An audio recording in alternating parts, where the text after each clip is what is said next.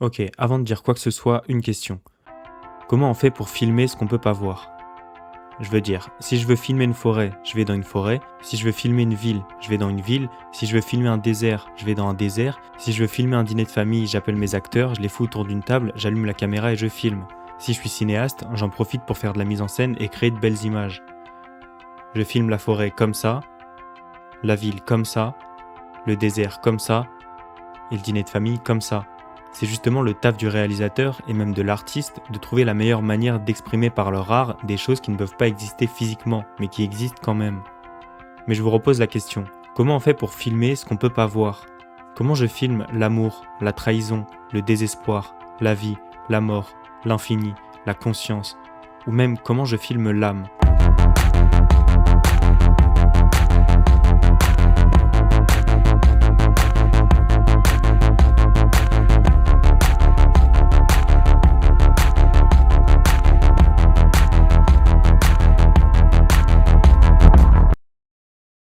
C'est cette question qui m'a fait m'intéresser en profondeur à Enter the Void. Pour ceux qui voient pas, c'est un film sorti en 2009, écrit et réalisé par Gaspard Noé, et je le dis avant de commencer à vous en parler, comme ça on est clair, c'est un de mes films préférés, probablement même mon film préféré. C'est pour moi un chef-d'œuvre absolu, notamment par sa mise en scène qui est hallucinante, mais aussi par tous les sujets que le film ose aborder. Le film raconte l'histoire d'Oscar et de sa sœur Linda, deux Américains qui vivent à Tokyo. Oscar, notre protagoniste, est un camé fauché qui essaie de survivre en dealant un peu de drogue, et sa sœur Linda travaille dans un club de striptease. Le film s'ouvre sur Oscar et Linda qui discutent sur un balcon, et dès le début, on comprend que le film prend un parti pris, c'est celui de tout montrer à travers les yeux du protagoniste. Oscar parle ensuite à sa sœur du livre des morts tibétain, qui est un livre de spiritualité bouddhiste qui décrit les états de conscience et les perceptions qui se succèdent entre la mort et la réincarnation. Linda s'en moque. So you're gonna become all Buddhist on me, huh? No. You know they're all the same. The fucking Catholics, the Jews. Just a bunch of sects out to get their hands on your money. Et s'en va. Oscar s'assoit pour fumer, la caméra sort de sa vision pour simuler un trip et les hallucinations que peuvent provoquer certaines substances. Puis il se réveille et part retrouver son pote Alex. Ils parlent ensemble de plein de drogues, notamment de la DMT et de la Datura, qui sont des drogues extrêmement psychédéliques et qui provoquent des hallucinations ressemblant à ce qu'on pourra voir plus tard dans le film. Et ils parlent aussi beaucoup de spiritualité. It's a little bit hard to explain. So basically, when you die, the spirit leaves your body. Actually, at first you can see all your life like reflected in a magic mirror, and then you start floating like a ghost. And you can see anything that's happening around you.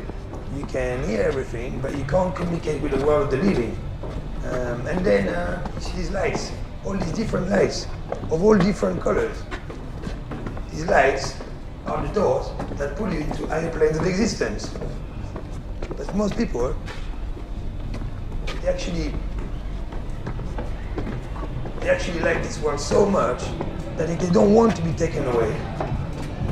So that's when the whole thing turns into a bad trip. The only way out is to get reincarnated. Après cette scène, Oscar va à son rendez-vous avec un de ses potes dealers qu'il a dénoncé aux autorités, il fonce dans les toilettes du bar et il se fait assassiner par les policiers.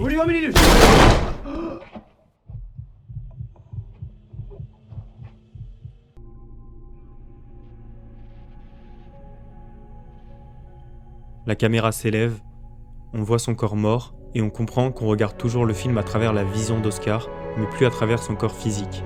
On voit à travers son âme. Au début, c'est de l'incompréhension qui est montrée.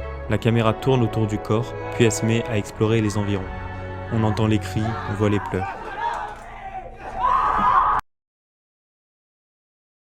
Ok, je vous ai expliqué le concept du film, vous avez compris. Ça se présente comme un long trip hallucinogène avec des parallèles entre la vision bouddhiste de la mort et les hallucinations sous DMT. L'histoire est assez simple en réalité, mais c'est pas ce qui rend le film intéressant selon moi. Gaspard Noé le dit lui-même d'ailleurs.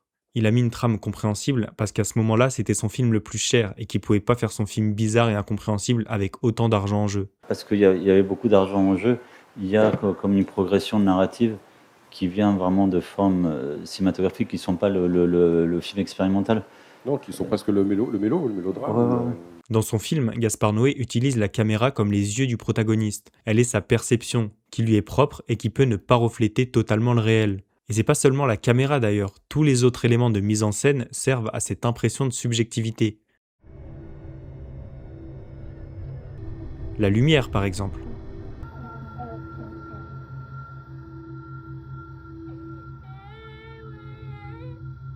La conscience d'Oscar passe constamment du présent au passé.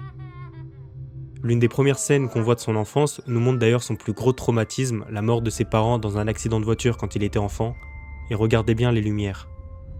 Avant l'accident, les lumières sont douces, peu de contraste, les couleurs sont un peu jaunies, comme pour rappeler un souvenir heureux. Et après l'accident, bim, tout devient sombre et beaucoup plus contrasté. On a du rouge d'un côté pour évoquer le choc et du vert de l'autre pour évoquer la peur.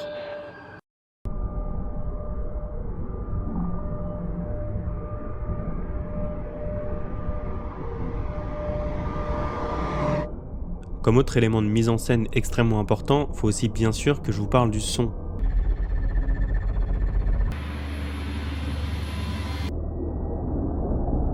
Le sound designer du film n'est d'autre que monsieur Thomas Bangalter.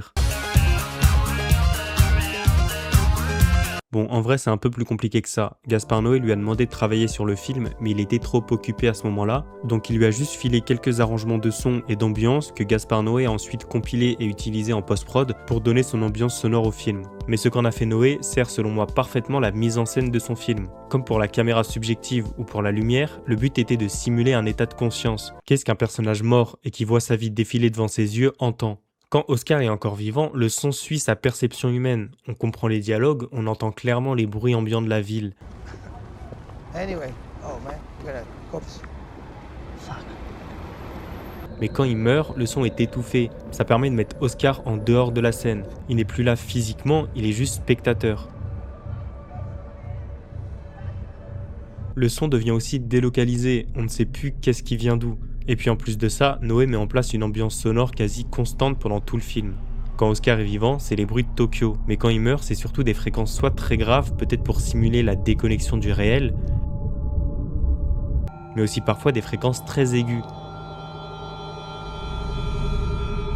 Selon moi, ça pourrait simuler ce qu'on pourrait appeler des passages dans sa mémoire, par exemple entre une scène du présent et une scène de son enfance.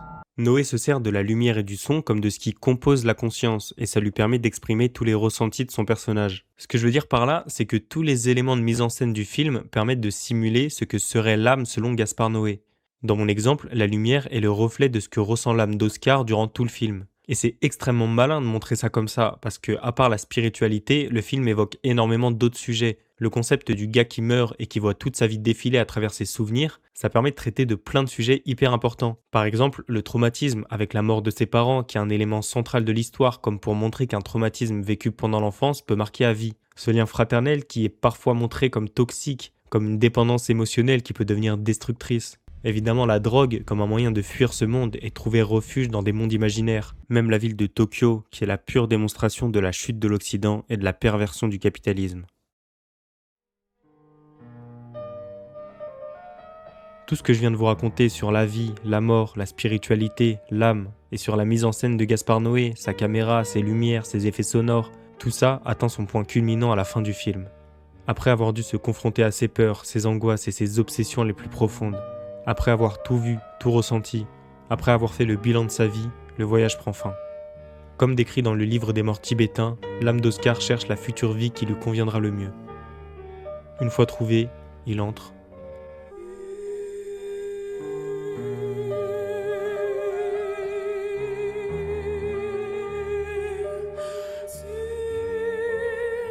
Puis le silence. L'apaisement. Le renouveau.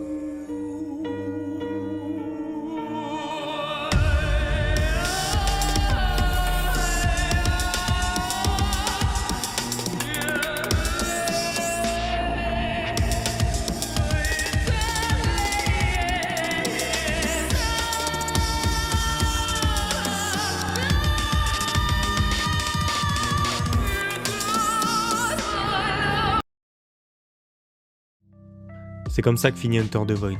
Et encore une fois, wow, j'encourage toute personne curieuse à découvrir ce film, vraiment. Vous allez peut-être détester, peut-être que ça va pas du tout vous parler comme ça m'a parlé. Peut-être que vous allez trouver ça trop bizarre, trop expérimental ou même trop choquant sur certaines scènes, mais je vous promets que c'est le genre de film qui laisse personne indifférent. Pour tous les jeunes créatifs qui rêvent de réaliser des films, ou qui rêvent juste de créer d'ailleurs, ce film est un exemple. Il montre qu'on peut transgresser les règles, qu'on peut oser aborder des sujets que personne n'oserait jamais aborder, que l'art est libre et que personne, je dis bien personne, ne pourra jamais nous retirer cette liberté.